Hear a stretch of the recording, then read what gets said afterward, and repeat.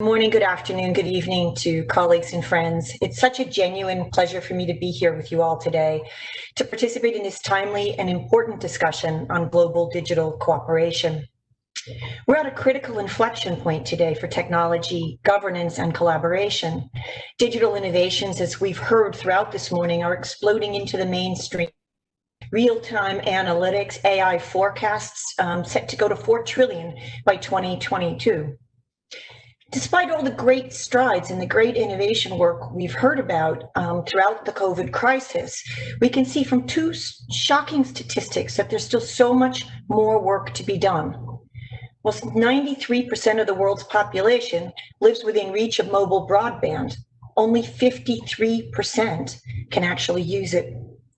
More worrying still, even when you have connectivity, it doesn't always guarantee coverage. Over 1 billion individuals worldwide lack the ID to access basic services, which underscores the importance of the work my colleague at GovTech is doing and sharing in this important area. And I was really happy to see the emphasis throughout this panel on collaboration and sharing and open source. It's just going to be so critical in this era of digital collaboration. Equally worrying, someone like me, a woman in GovTech, in 2 out of every 3 countries, more men than women use the internet. COVID has clearly amplified these challenges in access and inclusion. As we've heard today, the crisis is on technology at its best, as governments have shifted to remote working virtually overnight. More transformation in Bangladesh in the last 7 months than in 30 years. And our CEO, Satya Nadella, said he saw more digital transformation in 2 months than in 2 years, as digital services became lifelines, empowering first responders. And as we heard from Mr. Chowdhury, keeping the courts functioning, keeping innocent people out of jail, maintaining law and order. This was an initiative I was proud to have worked on during the first lockdown, worldwide lockdown in Italy. And it's an initiative that I was very pleased to see the Bangladesh-Filipino cooperation, because the Philippines was one of the countries that very quickly leapfrogged and built upon the work that was being done in this area. And then last but not least, enabling students to keep learning. Throughout COVID, digital services became lifelines. At the same time, the crisis also highlighted the need for greater connectivity, because for all of the achievements during COVID, we still saw 3.5 billion people without access to digital services and more than 1 billion children unable to continue their education. These statistics are unacceptable, and I believe it's no exaggeration to say that the UN's ambition of leaving no one behind has never been more important, that the UN's 8 digital cooperation actions provide a strong pathway to achieving this aim. In the time I have today, I'd like to address the 3 action areas where I believe a trusted technology partner like Microsoft can help the public sector most. And if we could go to the next slide, please. The first, of course, is Action 1, achieving global connectivity. As my esteemed panelists and colleagues have all stressed, collaboration is essential in the new post-COVID world we're all living in. In this world, we all need to join forces to ensure that every person has safe and affordable access to the internet, including the meaningful use of digitally enabled services. Governments can play their role by setting the agenda for digital transformation, as earlier panelists have shared, and by offering the regulatory and financial incentives that are needed to encourage investment in the creation of modern network infrastructures. At the same time, beyond driving innovation and creating new software and devices, tech companies can further contribute by advancing the SDGs by contributing to global initiatives, such as Microsoft's Windows PC Affordability Initiative in Africa, which helps to close the digital divide by guaranteeing security and protection for devices and data. This guarantee is critical to the success of small businesses, which, as we know, is the lifeblood of so many societies. I also can see this need for cooperation and the value of cooperation in X for Impact, which was launched at the 2020 UN General Assembly to support innovation and collaboration in a post-COVID world between not-for-profits and the social sector. And of course, we see it in the UN COVID-19 Private Sector Global Facility, which aims to leverage the combined power of data, digital tools, and digital skills for a faster recovery. Yet access alone is not enough. Big tech must also do its part by supporting education and skilling.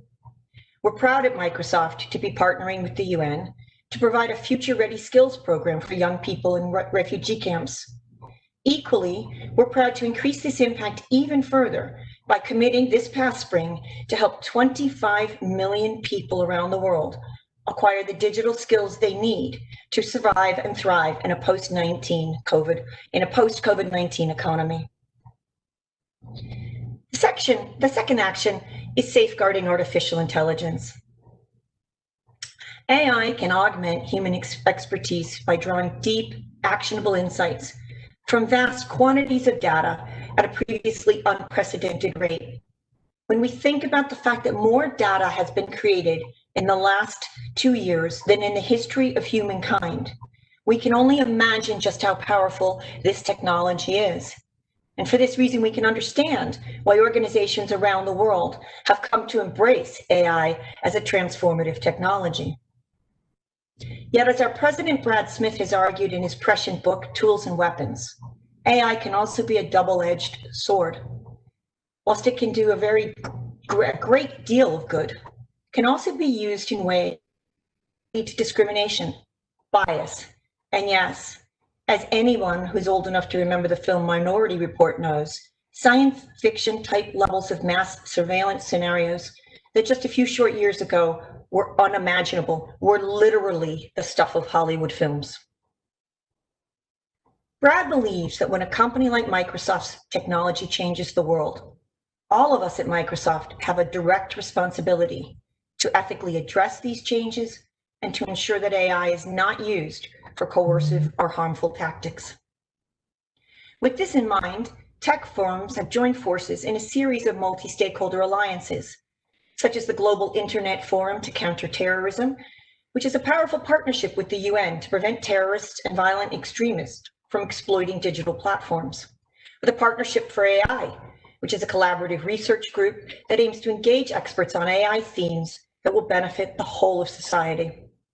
Or of course, the Paris Call for trust and security in cyberspace, an area which, as I discussed earlier, is more important than ever in today's post-COVID digitally connected and digitally dependent world.